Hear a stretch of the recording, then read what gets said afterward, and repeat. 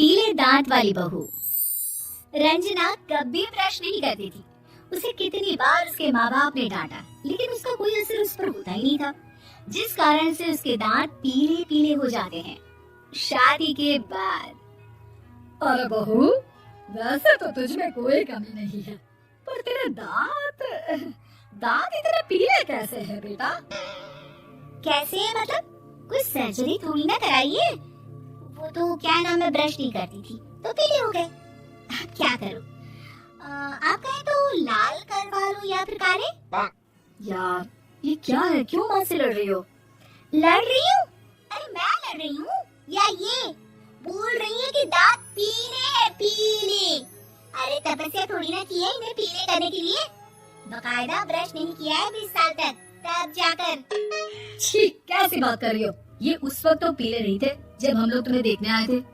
अरे तब साफ करवा लिया होगा डेंटिस्ट के पास जाकर। अब देखो कैसे पीले पीले लग रहे हैं। रंजना सास की तरफ गुस्से से देखती है। फिर शुरू हो गई पीले पीले पीले।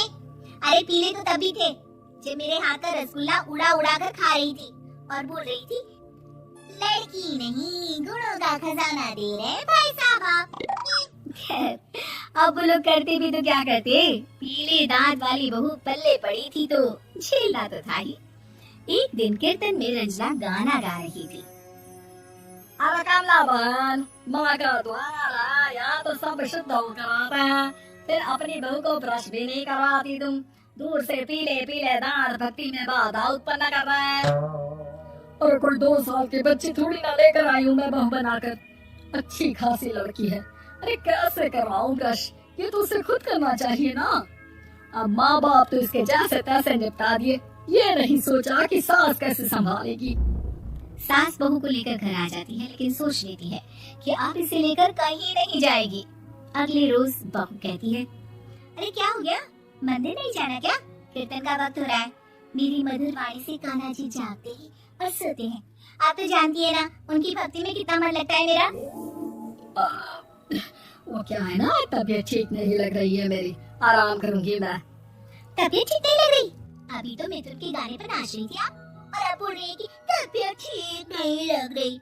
अरे भक्ति में मन लगा लो सासू माँ, ऊपर जाना है, क्या मुंह दिखाओगी आप? हाँ? सास को बहू की बात पर गुस्सा आ जाता है। मैं क्या मुंह दिखाऊंगी, इसकी चिंता तो ना कर, समझी?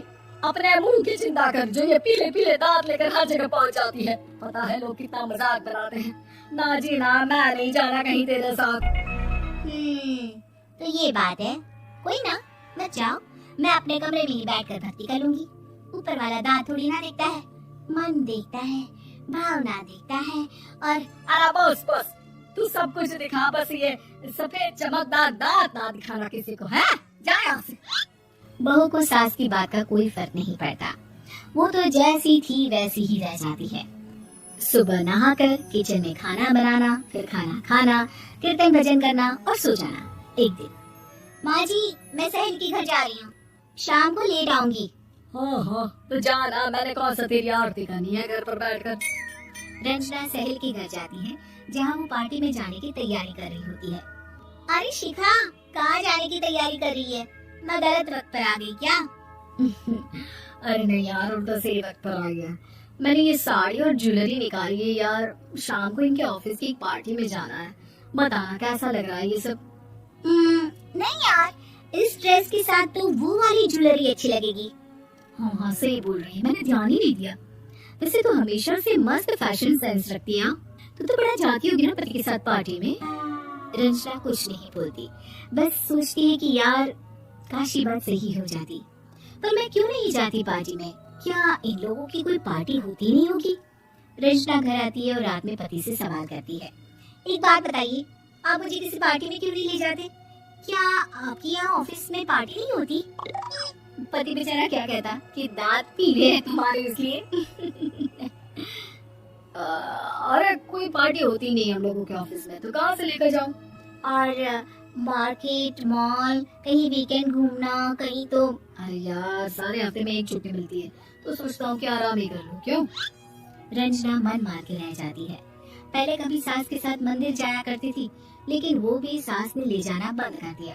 घर बैठी बैठी रंजना बोर हो जाती है। तभी उसे आइडिया आता है और वो मायके जाने का सोचती है। सासू माँ, 2 दिनों के लिए मम्मी के घर जा रही हूँ। अच्छा अच्छा ठीक है, आराम से जा।